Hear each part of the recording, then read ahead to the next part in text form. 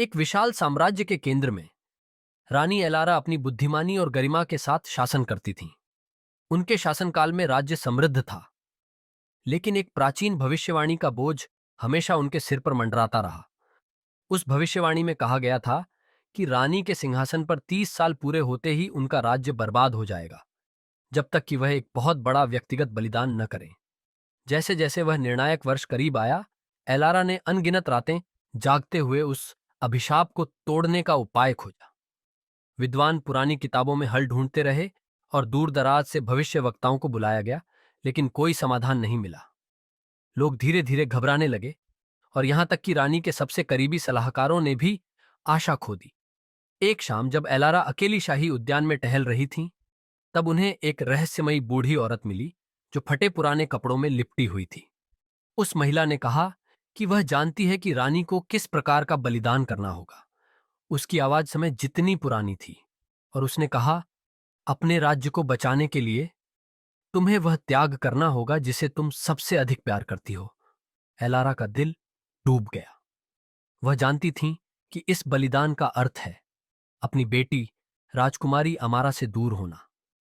अमारा उनकी एकमात्र संतान और उनकी सबसे बड़ी खुशी थी, और उनके बीच का बंधन अटूट था। कर्तव्य और ममता के बीच फंसी हुई एलारा ने अपना निर्णय लिया। अगली सुबह उन्होंने आदेश दिया कि अमारा को एक दूरस्थ राज्य में भेज दिया जाए, जहां वह गुप्त रूप से पाली जाएगी, कभी अपनी असली पहचान या अपनी मां का प्यार नहीं जान पाएगी। एलारा ने चुपचाप अपनी बेटी को उस गाड़ी में जाते हुए देखा जो क्षितिज की ओर बढ़ रही थी। गाड़ी के हर पहिए के साथ उनका दिल और भारी होता गया। अभिशाप टूट गया। राज्य फिर से समृद्ध हुआ और एलारा ने शासन करना जारी रखा। उनकी शक्ति और बुद्धिमानी के लिए लोग उन्हें पूजते थे, लेकिन भीतर ही भीतर रानी खाली थीं। उनका बलिदान हमेशा उनके दिल को चीरता रहा। साल गुजर गए और रानी एलारा के महान बलिदान की कहानी पूरे राज्य में फैल गई। लोग उनके निस्वार्थ प्रेम और राज्य के प्रति उनकी निष्ठा की प्रशंसा करते रहे, लेकिन केवल एलारा जानती थीं कि उनके राज्य की रक्षा की सच्ची कीमत क्या थी।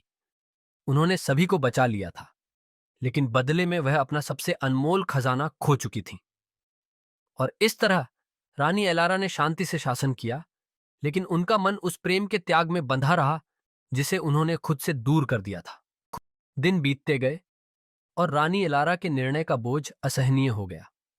महल की दीवारें खाली महसूस होने लगीं, और जहां कभी उनकी बेटी अमारा की हंसी गूंजती थी, वहां अब केवल खामोशी छा गई थी। एलारा अपने कर्तव्यों को निभाती रही, सुनिश्चित करती रही कि उसका राज्य फलता फूलता रहे, लेकिन भीतर से वह अपने पुराने रूप की केवल एक परछाई बनकर रह गई थी। एक शाम जब वह उसी शाही बगीचे में खड़ी थी जहां उसने पहली बार उस रहस्यमयी वृद्धा से मुलाकात की थी, एक आकृति अंधेरे से निकलकर सामने आई। वही वृद्धा थी। एलारा का दिल जोर जोर से धड़कने लगा। क्या उसकी बलिदान पर्याप्त नहीं था? तुमने जो करना था वह कर दिया, वृद्धा ने धीमी आवाज में कहा। लेकिन भविष्यवाणी अभी पूरी नहीं हुई है। एलारा की आंखें चौड़ी हो गईं। मुझे और क्या देना होगा? वृद्धा उसके करीब आई और बोली, तुम्हारी बेटी का निर्वासन फिलहाल राज्य को बचा रहा है, लेकिन तुम्हारे बलिदान की असली परीक्षा अब भी बाकी है। मां और बेटी के बीच का बंधन बहुत शक्तिशाली होता है, किसी भी अभिशाप से अधिक। समय आएगा जब अमारा अपने सच की खोज करेगी, और तब राज्य का भविष्य फिर से संतुलन में झूल जाएगा। एलारा का गला सूख गया। उसने सोचा था कि उसकी पीड़ा खत्म हो गई है, कि अपनी बेटी को छोड़कर उसने अपने लोगों की सुरक्षा सुनिश्चित कर दी थी। लेकिन अब उसे एहसास हुआ कि अभिशाप अभी भी उसकी और अमारा की जिंदगी से जुड़ा हुआ है। मैं उसे इससे कैसे बचा सकती हूं? एलारा ने धीरे से पूछा। वृद्धा ने दुहकी मुस्कान दी। प्यार को हमेशा छिपाया नहीं जा सकता, न ही उसे नष्ट किया जा सकता है।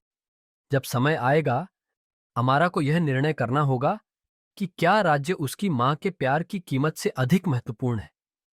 यह कहकर वृद्धा अंधेरे में गायब हो गई और एलारा को अपने विचारों के साथ अकेला छोड़ गई। उसने महसूस किया कि उसकी सबसे बड़ी चुनौती वह बलिदान नहीं थी जो उसने पहले किया था, बल्कि वह अनजाना भविष्य था जो अब उसके सामने खड़ा था। एलारा ने प्रतिज्ञा की कि जो भी हो वह उसके लिए तैयार रहेगी, भले ही इसका मतलब उसकी बेटी की वापसी का सामना करना हो। चांदनी में नहाए हुए बगीचे में खड़ी एलारा ने चुपचाप यह आशा की कि राज्य का भाग्य प्रेम से तय होगा, न कि किसी भविष्यवाणी से।